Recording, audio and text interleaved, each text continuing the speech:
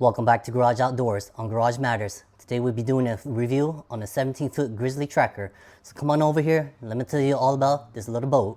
Now with this boat pulled like halfway through my garage, we'll go ahead and go over the specs on this boat. So from up here, the very tip of the tongue right here, got a tape measure up here.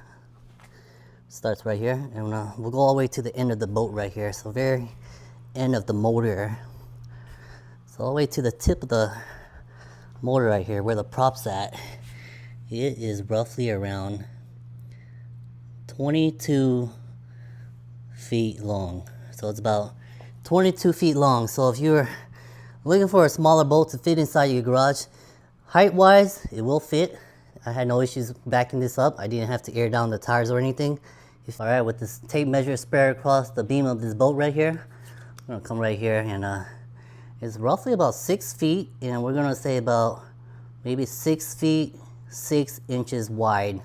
So it's a pretty wide boat, and it should have some pretty good stability for it being an aluminum boat. Let's take a look at this hull design real quick. Come down here, and this is what the hull looks like. So it's advertised as all welded, so hopefully once we get it out to the water nothing's gonna leak, but that's what she looks like. It's I'm gonna say kind of like a semi V flat bottom.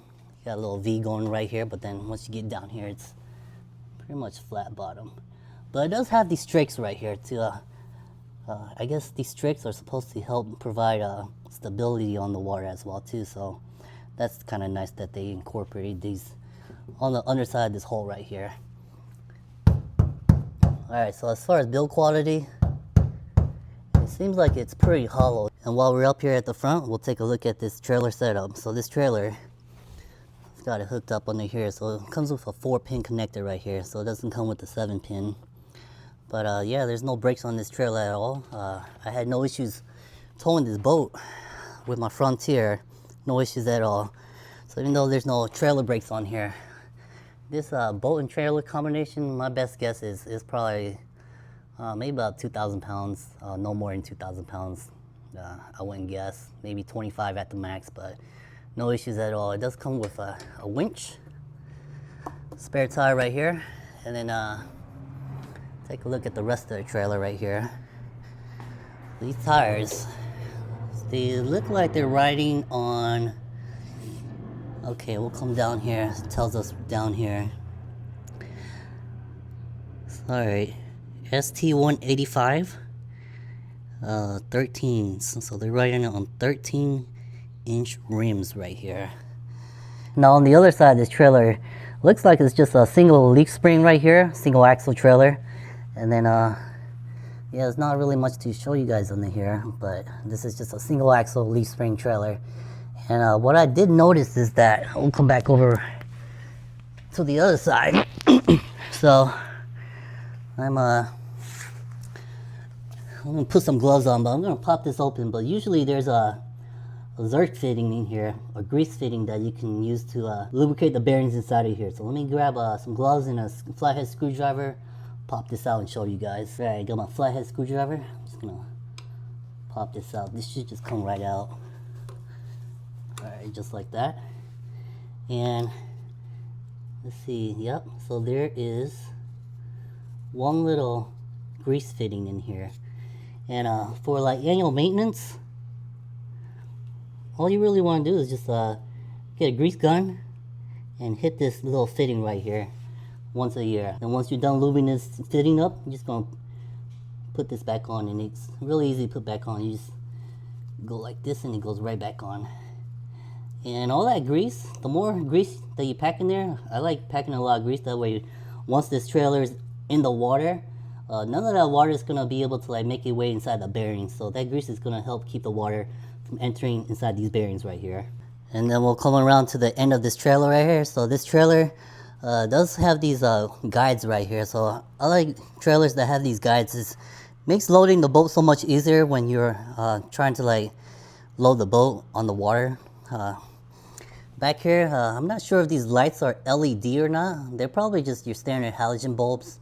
Nothing too fancy on this trailer, but it gets the job done. And then it does have some ratcheting tie down straps back here as well. Take another look underneath here. So under here, we do have 2 bunks right here.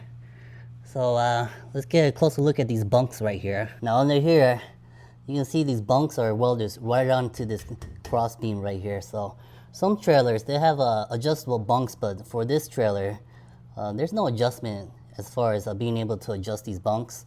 And then we'll just come around to the other side. So on the other side, and then we do have a side marker as well too. So that's pretty much it for the trailer. So we'll go ahead and hop in this boat, and I'll give you guys a tour of this boat. Alright, so what I think I'm going to do is I'm just going to start at the front. So at the front of the boat, that's what she looks like. And then up here you did have a little connector for your lights up here. So this is for your port and starboard light. So I think in most states and usually have like rules where you gotta have this light on during the hours of darkness. So that's nice that it comes included already. I'm gonna hop inside of here. Alright, so here at the front of the boat, we do have some tie down cleats. Got a tie down cleat right here, tie down cleat over there. Looks like these panels right here are access panels for wiring, but the only problem is these panels are riveted inside of here. So if you needed to do any wiring up here, or if you were trying to install like a trolling motor and you needed to place that bracket up here, the only way it looks like you can access this area is if you drill out these rivets right here. And it's the same thing over here. These access panels, they're all riveted in here. Here you have the connector for your trolling motor right here. And then up here we do have a little seat up here as well too. And with the seat, you can swivel around like this and then just kind of flip your lures out there. See if you can catch a bass on this boat, but it's not a lot of clearance inside this garage, so I'm not gonna really test it out in here.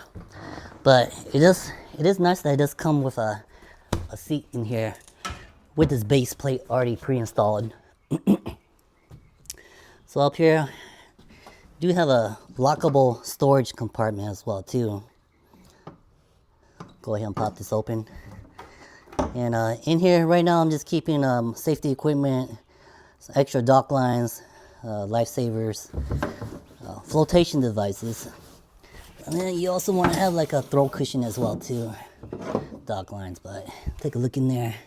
And this goes, oh, actually goes pretty deep in here. Let me get a flashlight and see how deep this goes in here. Alright, so that's how deep it goes. It goes all the way over here. So I'm sticking my arm all the way over here. I can't reach the end of the storage compartment. So it looks like it goes maybe about 3 feet deep. So there's plenty of storage space in here if you're trying to utilize this area for storage as well. So that's really nice. Alright, with the tape measure stuck inside the storage compartment, you got 3 feet of storage in here. And then let's do this real quick. So as far as fitting stuff in here, about 7.5 inches. And then we'll go this way. And that's about 24 inches, about 2 feet wide storage compartment that you can put stuff in here. So looks like it's plenty of space to put stuff in there, whatever you need to put in there for your whole day's adventure. Come around here. So it does have this little storage right here as well too. This little storage is for your live well. So let's go ahead and pop this up, and this is what this live well looks like. Alright, so this is the live well. And I'm not sure how big this live well is yet, but it's probably maybe like a 16 gallon, at least a 10, it's at least 10 gallons. It's probably about 16 gallons. This is the center console right here. So this is what you get. So not really much, but I kind of like this boat. This steering feels pretty nice. Come back here. So I didn't notice any hydraulic steering back here. Seems like everything is just all cable, but when I'm turning the steering wheel, it's not that bad. Not bad at all. Then as far as gauges, the only gauges you get is just a fuel gauge and a cup holder up here, a little 12-volt charging outlet, and then up here you have your switches for your nav lights, aerator, and then you can go, looks like ancillary, and then for your bilge pump you would just press down. And these are just your little fuses. Let's take a look at this control right here. So this control, so this is where you're gonna tilt your motor up and down. So there's two places you can tilt it. You can tilt it from the driver's position up here. You just press down and this motor start tilting down, but I'm not gonna go down all the way because I have that bracket installed right now. But let's see, you press down on it. Let's go up. All right, and down. So you can control the tilt of the motor from here as well too. And then it's just forward, neutral, and reverse. And if you're new to boating, most boats nowadays, they have like a kill switch down here. So right now it's in the run position, and then down here it's in the off position. And then what you want to do is just attach your lanyard right here in order to get this boat working. So if you don't attach this lanyard right here, it's more likely it's not going to work. So make sure you attach the kill switch on to here. And then underneath here, let's see how much foot space I have under here. So I'm sitting down on the boat, and these seats are not adjustable, so that's how far I have. I have maybe like another 6 or 7 inches before I hit this little firewall right here. So, and then you do have a fire extinguisher right here as well too. Let's take a look at these rod holders right here. Let me explain to you what's going on over here. So for these rod holders, it only comes with 3 rod holders, and it does have these tubes over here to help protect the tip of your rods. But if you guys been following my fishing channel, you guys know that I carry like a 7.6 foot rod. So the top one's a 7.6 foot rod, and it has no issues as far as being placed inside these rod tubes in here. The middle and the bottom one, they're 7-foot rods, and as you can see, there's no issues as far as using these rod holders. Now the one thing I kind of wish this boat would have came with was rod holders. I don't see any rod holders at all. So there's no rod holders at all. But they did give you a cup holder. So over here we do have drains, and these drains, they'll go down into your bilge. And you do have another lockable storage compartment here as well too. Let's take this and look inside of here. Alright, so this is how much space you have to put stuff in here. I don't have anything in here yet, but this goes, oh, that's about how deep it is right there. And on the other side, oh, yep, it's about this much. So I kind of wish that this back section right here, they would have just made this storage go all the way over here instead of stopping about right here. But it's all right. There's still plenty of space to be utilized as far as storage.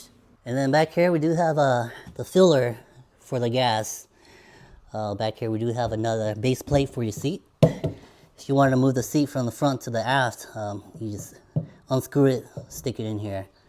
And then back here, all you gotta do is lift this up, and down in here you have your pumps down here, and then the battery is also located down here as well. So on this boat, I'm not noticing any extra fuel water separators. My last boat had a fuel water separator already pre-installed, but this boat, looks like there's none on this boat, but it's alright. And then for this motor right here, this is a Mercury It's Mercury 4-stroke. I've never ran Mercuries before. This is going to be first time running a Mercury, but that's what came with this boat, so I'm alright with that. But it is a 4-stroke, and I am really glad it's a 4-stroke. 4-strokes, they're so much quieter. You don't have to deal with like mixing the fuel and oil and dealing with that. I've always had issues with 2-strokes. I really don't like 2-strokes, even though they're lighter, and some people say they're more powerful, but I'm not sure. I don't have no experience with that. But we'll go around the back side of this motor and take a look at this motor as well.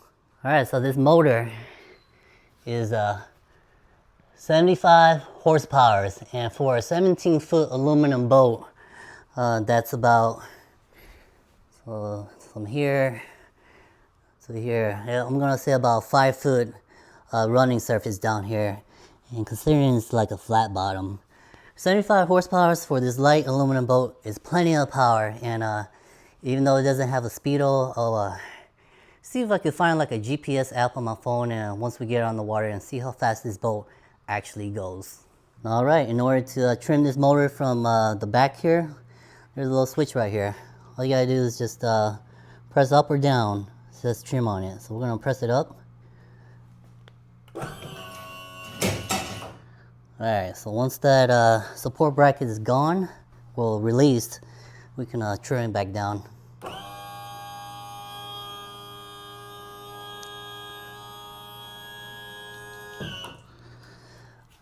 Now, this might sound kind of crazy, but sometimes I see people like running their boats like this on the water, and what happens is, if you don't trim the motor there, if you see how this motor is angled up like this, it's kind of angled up this way, so this prop is facing up this way.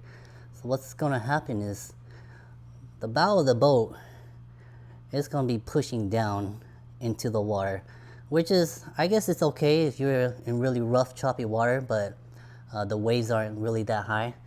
But the problem with that is the entire running surface of the boat is digging into the water, so you're gonna have some loss of efficiency as when it comes to fuel economy.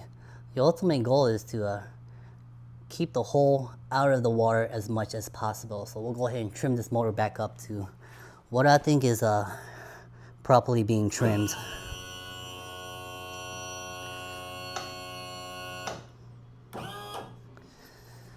Alright, so that looks about right, but you're not really gonna know until you're out on the water running this boat, and you'll be able to tell when your boat's properly trimmed, because you're gonna be using those controls up there to move this motor up and down, basically trimming this boat. And once you pick up speed, you'll know that this boat is properly trimmed. Because if it's trimmed downward, like bow down, you're gonna be losing speed. But once you start trimming it back up, the whole of this boat is being lifted out of the water, so you're gonna gain some more speed with a boat that's properly trimmed. Let's take a look on the other side. So over here we do have some information about the pitch of this prop right here. And then this prop, it is a aluminum prop because this is a freshwater boat. So most freshwater boats come with these aluminum props. And then right here you do have this little zinc plate right here, which is supposed to start rusting first before anything else starts rusting on this motor. So that's the whole purpose of having this right here. Here's your pickup for the motor right here. And as far as maintenance goes, it looks like once you're done being on the water, you would just hook up some earmuffs right here, flush this motor out, because I don't see any hose attachments up here where you could just hook up a hose directly to here, and then you just flush the motor out that way, and you don't have to start the motor. But let me take a look at the other side and see if there is an attachment on the other side. But no, I'm not seeing no attachments right here. Maybe it's because it's one of their smaller motors, and it just doesn't have that feature for being a smaller motor. Alright guys, we got the Frontier at the boat ramp. We got the 17-footer over here as well. I had no issues towing this boat from the house to this ramp. This is what it looks like. Again, we're just gonna go ahead and get everything loosened. So we're just gonna untie these straps, get this brake this brace removed, and then back her up into the water. There's a lot of slack against the hole. What I mean is those waves are just smacking this hole and I hear everything.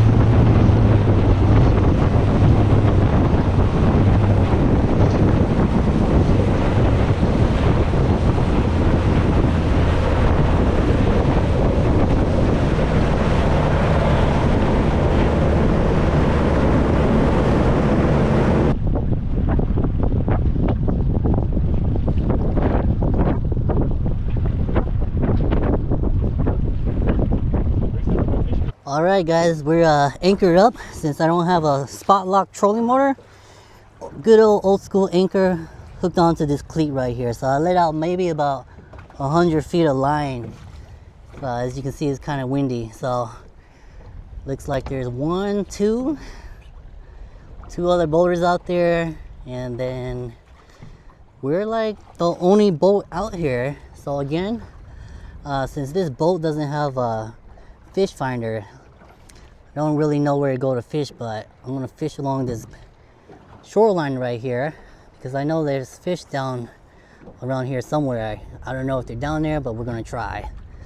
And then this boat, what I noticed is it's not plywood and carpet. It's almost like this nice rhino line material, so you're not gonna slip.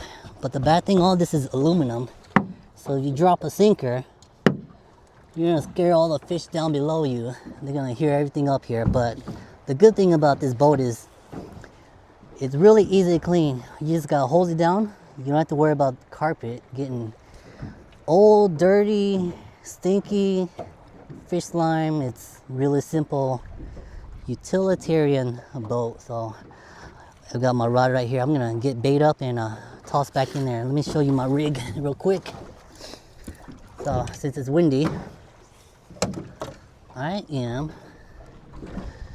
gonna use 2 sinkers. These are 1/2 ounce sinkers, a little bead, some fluorocarbon, and then we also have a 3/0 circle hook tied to the end of the line. So the hook down to the sinker, this one's pretty long, it's about 3 feet. So I'm just gonna hook on some of these mussels that I've been using and then drop it straight down, and hopefully we'll be able to pull out a couple of slobs out here.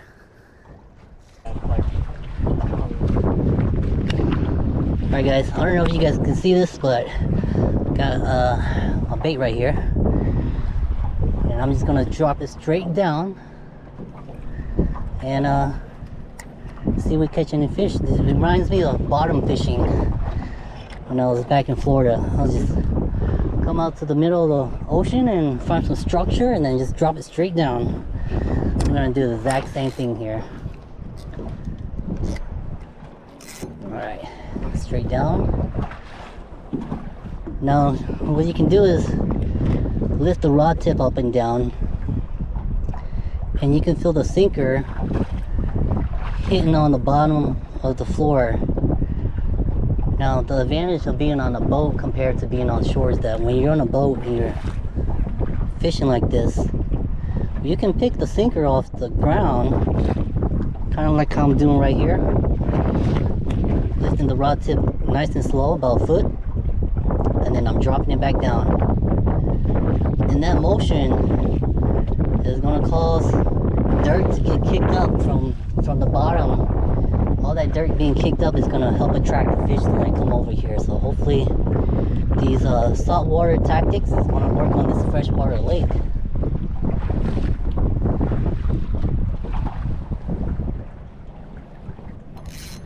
Alright, no rod holder. I'm gonna loosen up this drag and maybe just no, no rod holders on this boat. I'm just gonna have to hold on to this.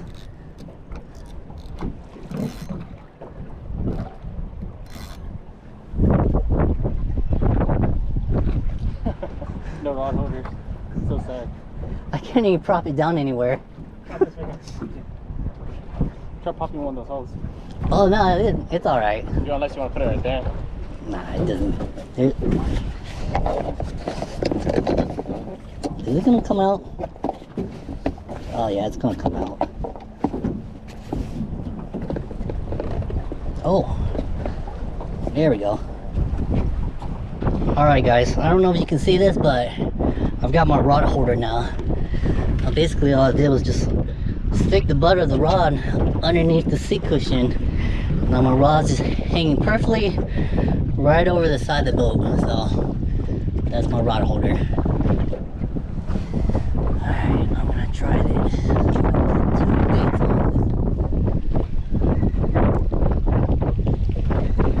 Oh yeah, I think they do. Oh wait, I think there is a fish on here, guys. It's a little catfish. Oh yeah, there's a fish on here. There's a fish on here this whole time, guys. Yep.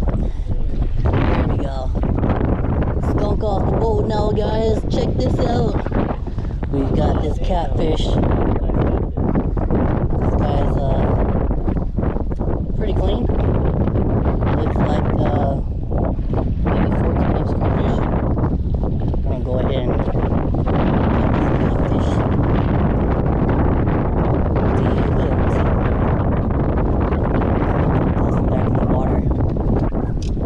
Yeah. What was it? Alright guys, we're just slow trolling. This is what it looks like with these waves. We're probably going about 3 miles an hour.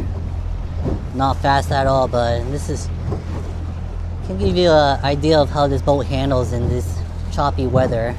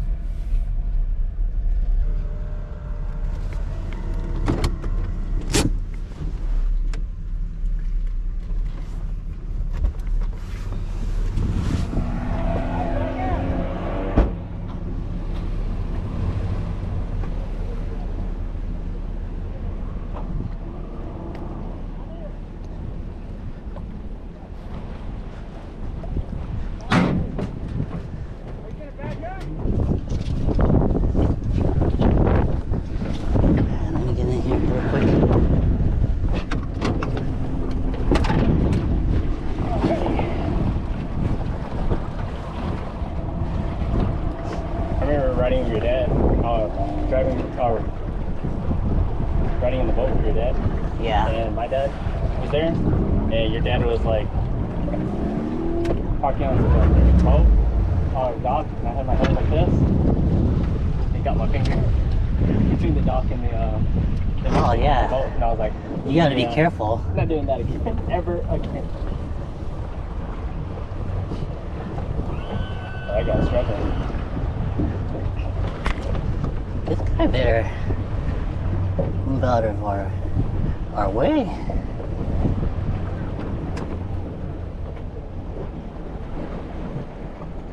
I don't know why she's going now. Oh, I'm trying to see. But she's leaving. Oh, is she leaving? Let me...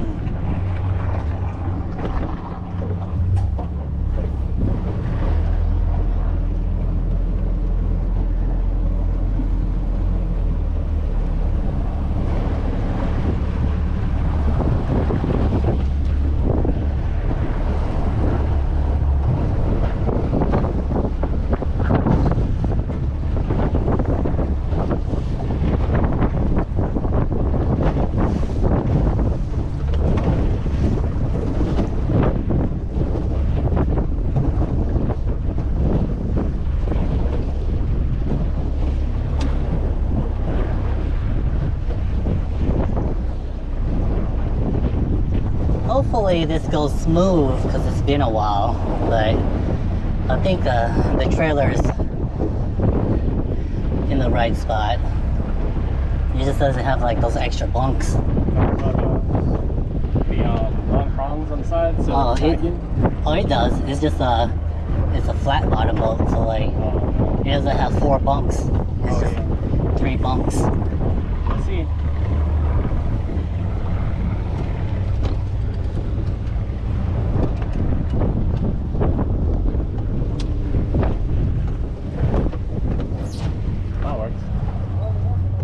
Oh, I'm just gonna leave it in gear. I'll sit in it.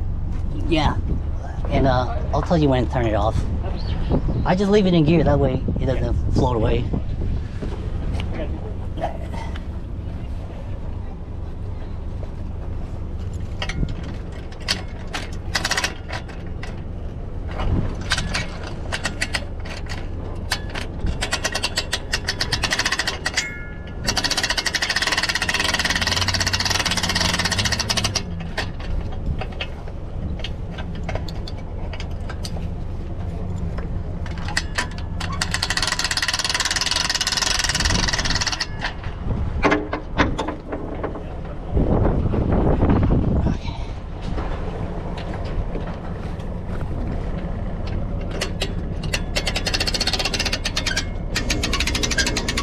Oh, you can turn it off now.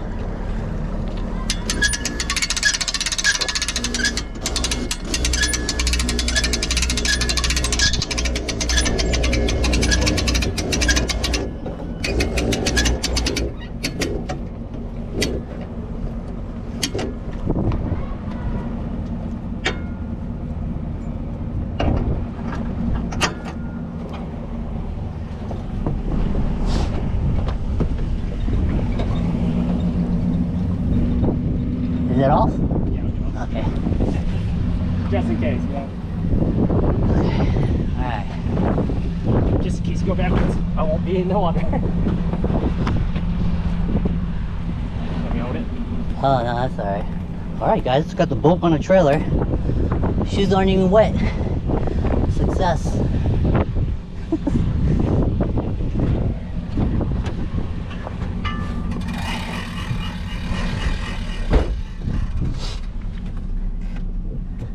Alright guys, so we're back in the garage now. I didn't back it up into the garage. I'm just going to leave it outside the house tonight. But as far as the ride quality on that boat, for being an aluminum flat bottom hull, I thought it handled it just fine, just putting around the lake. No issues at all. But I will say that when you bring this boat up to plane and there's some light chop on the water, there's a lot of spray that enters the boat because the bow is not, it's not a Carolina flare, so it's not gonna knock down some of that spray. So you're gonna get sprayed with a lot of water if you're running on plane and there's a light chop. Now another thing that I kind of wish this boat would have had was rod holders. I was out there fishing and I only brought one rod this time because there's no rod holders, and I ended up jerry rigging like a rod holder with a seat, and you guys might have saw that in this video, but that's what I did, and it seemed like it worked just fine. But the main thing is that we went ahead and got the skunk off the boat, so even though I only call it catfish, at least it was better than catching nothing. I wasn't really expecting to catch any fish at all because we didn't hit the water until about 2 p.m. Fished about 3 hours and then came on home. So 3 hours of fishing with this boat, I don't know. I'm really itching for a boat, but I can't justify if I can't catch fish right now. Right now I'm catching more fish on shore, so I think I'm just going to use this boat a couple more times and see what happens. But as far as trailering this boat around the interstate, I had no issues at all. Total weight of the trailer and boat, I'm going to say no more than 2,500 pounds. And even on the interstate, I had no issues pulling it with this Frontier. This Frontier seems like it's handled everything that I've thrown at it. Now, as far as loading this boat, when you're at the boat ramp, hopefully I got it on camera. I didn't really set my cameras up too well, but my chest mount for my GoPro, hopefully I was able to capture it, but if I did, I'll show you guys. But I think I still got it, guys. One try to load up this boat. No backing out and then backing back in. You can tell it's pretty windy, so if I could do it on a windy day, flat bottom hole with just 2 bunks on the bottom of the trailer, I think I still got it. So pretty awesome boat for the price point. Wouldn't mind buying it, but if I was going to buy one, I'd definitely put a spot lock trolling motor on it. But other than that, I thought it was a great boat. And remember, join us next time on Garage Outdoors on Garage Matters, and make sure you hit that like and subscribe button.